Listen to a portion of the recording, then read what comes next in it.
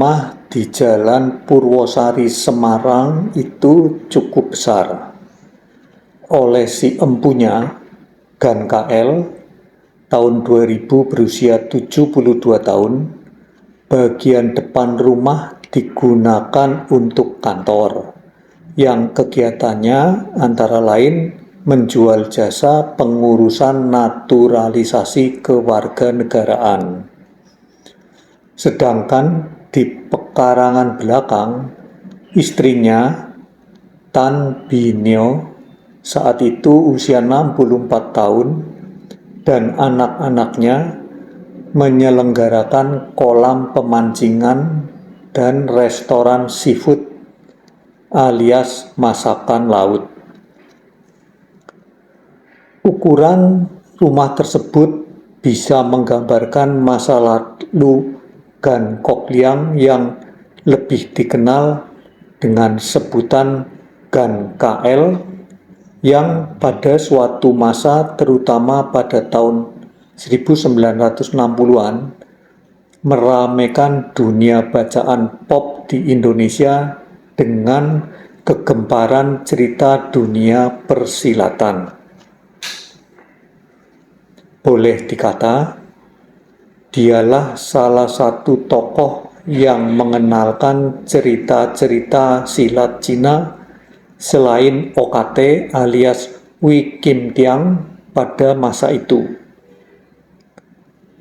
Pembaca cerita silat dari buku-buku yang ukurannya kecil dan tipis pada masa itu pasti masih ingat, misalnya karya berjudul Pedang Pembunuh Naga atau To Leong To. Itulah salah satu saduran atau terjemahan Gan KL atas karya-karya silat Cina waktu itu dari pengarang-pengarang Cina seperti Jin Yung, Koh Leong alias Gulong, atau Yang Yisen atau Liang Yuseng. Menurut Gan KL, Jin Yung maupun Yisen adalah pengarang-pengarang yang membumikan cerita silat. Sebelumnya, cerita silat Cina sangat berbau dongeng dan penuh mistik. Jagoan bisa terbang di atas awan dan melawan segala macam siluman. Pada masa Jin Yung maupun Yisen, cerita silat dibumikan dengan cerita manusia biasa dengan jurus-jurus silat yang lebih masuk akal. Cerita silat yang di tayangan televisi maupun video sekarang hanya petilan-petilan dari cerita yang panjang. Komentar Gan KL pada kisah-kisah silat Cina di layar kaca. Di zaman ini, cerita silat dari buku-buku kecil tadi memang sudah habis ditelan rengat zaman. Sebagai gantinya, muncul serial-serial silat di televisi. Dalam format media audiovisual, tekanan cerita silat itu lebih kepada action, pertarungan para pendekar. Watak masing-masing tokoh kurang teruraikan, kata Gan KL.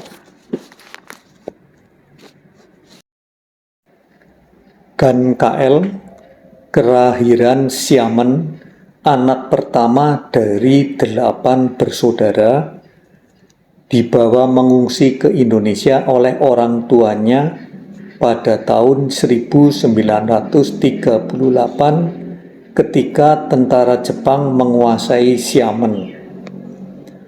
Waktu itu, keluarga ini mendarat di Surabaya. Di Surabaya, Gan KL dijemput pamannya yang sudah terlebih dulu tinggal di Indonesia dan dibawa ke kota kecil di Jawa Tengah, Kuto Arjo.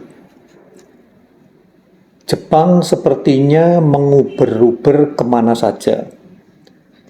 Sekitar tahun 1943, Jepang menguasai Kutoarjo dan keluarga ini pun mengungsi dan masuk kota Semarang. Di kota pengungsiannya, Gan KL bekerja apa saja, dari pedagang keliling, sopir, dan kemudian bekerja di sebuah kantor konsultan pajak milik orang Belanda. Masa itu sudah keranjingan cerita silat. Tahun 1958, ia mengirim ke harian Simpo di Jakarta karya sadurannya yang pertama berjudul Pahlawan Padang Rumput atau Chow Guan Eng Yong. Cerita itu mengisahkan perjuangan suku minoritas di Xinjiang melawan kaum penjajah. Ternyata kisah saduran itu digemari. Melihat kemungkinan bisa hidup dari pekerjaan menerjemahkan cerita silat tadi, Gan KL meninggalkan pekerjaannya dan sepenuh waktu berbisnis cerita silat. Ia menerjemahkan cerita silat bukan hanya untuk diterbitkan di koran, tetapi juga menerbitkannya sendiri, bahkan ia edarkan sendiri ke toko-toko buku.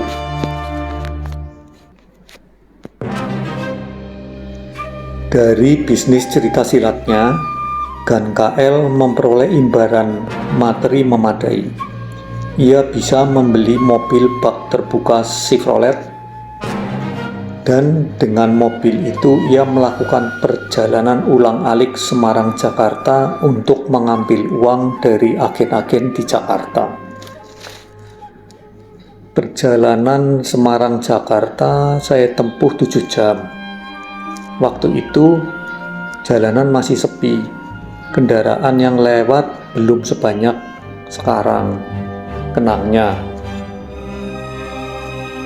dia menyebut dirinya sebagai Cina goblok. Ceritanya, tahun 1960-an, buku-buku cerita silat saduran saya laku keras.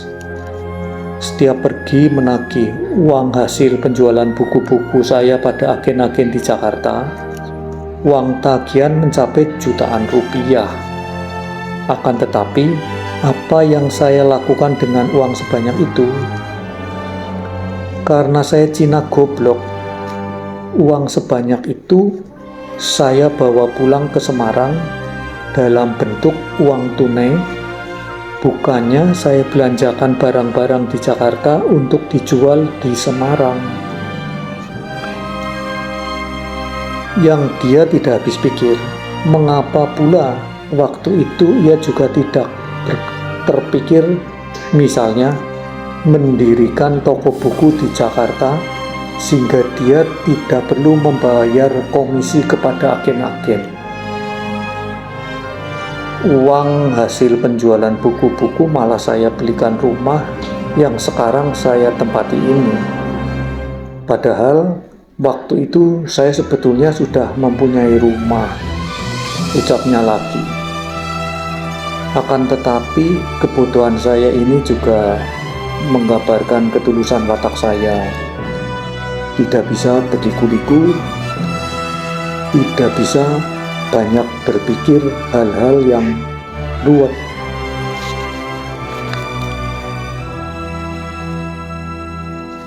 Sampai kini, perhatiannya pada masalah bahasa masih cukup besar. Sebagai praktisi bahasa Indonesia, ia sering memprihatinkan penggunaan bahasa Indonesia yang kacau. Menurut dia, bahasa Indonesia harus terus diperkaya dengan kosakata yang digali dari bahasa daerah, antara lain bahasa Jawa. Kosakata bahasa daerah yang kita ambil bukan asal comot. Dalam penyaduran dulu, satu kata bahasa daerah yang mau saya pakai, saya lihat dulu dalam Kamus Umum Bahasa Indonesia, apakah kata itu ada dalam kamus tersebut. Kalau kata itu bisa dipertanggungjawabkan dalam kamus tersebut, baru saya gunakan dan populerkan, katanya. Bahasa Indonesia yang diperkaya dengan masukan-masukan dari bahasa daerah bisa menjadi lebih plastis daripada bahasa negara lainnya. Contohnya, cerita berbahasa Mandarin banyak diterjemahkan dalam bahasa asing lainnya, tetapi tidak ada terjemahan bahasa asing yang seberhasil terjemahan bahasa Indonesia. Ditanya apakah ia masih berminat membuat cerita saduran lagi, ia menjawab sudah tidak sanggup lagi. Tenaga saya sudah mundur, sebelah mata saya ini juga sudah cacat, katanya sambil menunjuk mata kirinya. Saya sudah tidak berkonsentrasi lagi dalam dunia tulis-menulis. Tambah ayah 5 anak dan kakek 7 cucu itu. Ia berhenti menulis cerita silat sejak tahun 1986. Sejak saat itu, ia beralih profesi, terjun ke bidang hukum, khususnya dalam pengurusan kewarganegaraan. Usahanya itu katanya diawali dengan usahanya sendiri untuk memperoleh kewarganegaraan Indonesia tahun 1975-1976. Untuk mendapatkan kewarganegaraan Indonesia, saya mengurusnya sendiri. Sebelumnya saya bayangkan sulit. Ternyata tidak begitu sulit kalau kita tahu prosedurnya. Lalu, setelah berhasil dengan diri saya sendiri, saya ikut mendorong para warga negara asing untuk menjadi warga negara Indonesia lewat naturalisasi. Sejak tahun 1980 sampai saat ini, saya sudah sekitar 4.000 orang berhasil memperoleh kewarganegaraan Indonesia lewat naturalisasi yang saya urus. Tuturnya bangga. Saya berjalan sesuai prosedur hukum yang berlaku. Tidak pakai suap-suapan. Tulisan tentang GAN KL dimuat di harian Kompas Jumat 14 April tahun 2000 berjudul GAN KL setelah cerita silat usai.